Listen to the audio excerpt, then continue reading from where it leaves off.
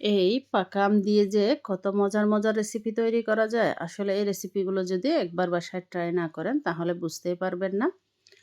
আসসালামু আলাইকুম, সবাই কেমন আছেন? ভিডিওর শুরুতে বলে রাখছি, যদি রেসিপিটি ভালো লেগে থাকে তাহলে রেসিপিতে একটি লাইক, কমেন্ট, শেয়ার করে অন্যদের দেখার সুযোগ করে দিবেন। নিত্য নতুন রেসিপি পেতে পেজটিতে ফলো দিয়ে সাথে থাকতে পারেন। যদি ইউটিউব চ্যানেল থেকে দেখে থাকেন তাহলে চ্যানেলটি সাবস্ক্রাইব করে পাশে থাকবেন। আর কে কোথায় থেকে ভিডিওটি দেখছেন অবশ্যই জানাতে ভুলবেন না। এই রেসিপিটি তৈরি করার জন্য আমি একটি পাকা আম নিয়ে নিয়েছি। আমটা ভালো করে ছিলে নিয়েছি। আমটার উপরে আমি দিয়ে দিয়েছি প্রায় 1.5 কাপের মতো তরল দুধ। দিয়ে ভালো করে আমের আটিটা বের করে নিয়েছি। এরকম করে হাত দিয়ে কষলে কষলে আমের ভিতরে যে আঁশগুলো থাকে সে আঁশগুলো একটু নিয়ে নিতে হবে। তবে আমার এখানে মনে হলো এই আঁশগুলো এভাবে নিয়ে নেওয়ার পরও কিন্তু বেশ কিছুটা আঁশ থেকে গেছিলো। তাই এভাবে করে একটি ছাঁকনিতে দিয়ে আমি ভালো করে একটু ছেঁকে নিব। আঁশগুলা হাত দিয়ে তোলার চেয়ে এভাবে ছেঁকে নিলে কিন্তু খুব সহজে হয়ে যায়। এই যে আমার কিন্তু এভাবে করে এই আঁশ যা আঁশ ছিল সব আঁশগুলো আমি বের করে নিয়েছি। এই যে, তো এখন আমি এখানে দিয়ে দিব 1.5 কাপের মতো চালের গুঁড়া। তো আপনারা চাইলে চালের গুঁড়ার পরিবর্তে কিন্তু সুজি ব্যবহার করতে পারেন। দিয়ে দিব স্বাদ মতো লবণ, দিয়ে দিব 2 টেবিল চামচ চিনি, আর দিয়ে দিব হাফ চা চামচের মতো ইস্ট। দিয়ে ভালো করে মিশিয়ে নিব। এক্ষেত্রে অবশ্যই একটা জিনিস লক্ষ্য রাখবেন, এখানে কিন্তু ভুলেও টক আম দেওয়া যাবে না। চেষ্টা করবেন মিষ্টি আম ব্যবহার করার জন্য।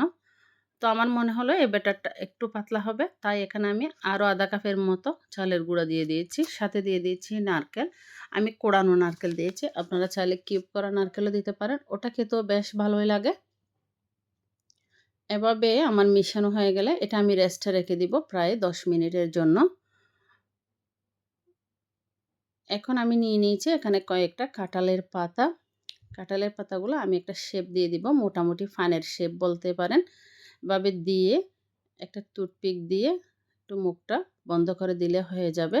তো আমি আপনাদের সুবিধার্থে আরেকটা দেখিয়ে দিলাম। এটা কিন্তু আসলে মুখে বলে বোঝানো যাবে না, আপনাদের দেখে তৈরি করে নিতে হবে। তো আমি সবগুলো তৈরি হয়ে গেলে এরকম একটা স্ট্যান্ড বসিয়ে দিয়েছি চাটনির উপরে। একটা একটা করে স্ট্যান্ডের উপরে বসিয়ে দিয়েছি।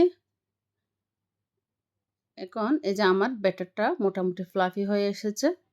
10 মিনিটের চেয়ে আপনারা বেশি রাখতে যাবেন না। ইস্ট দেওয়া হয়েছে এর জন্য। যদি ইস্ট ব্যবহার করতে না চান তাহলে এখানে বেকিং পাউডার অথবা অল্প পরিমাণ বেকিং সোডা ব্যবহার করতে পারেন। আমি এভাবে করে কাঁঠাল পাতায় ব্যাটারটা নিয়ে এখানে স্ট্যান্ডে বসিয়ে দিব একটা একটা করে সবগুলা। বসিয়ে দিয়ে চুলায় গরম পানি দিয়ে এভাবে করে স্ট্যান্ডটা উপরে বসিয়ে দিয়ে ঢাকনা দিয়ে অপেক্ষা করব 20 মিনিটের মতো।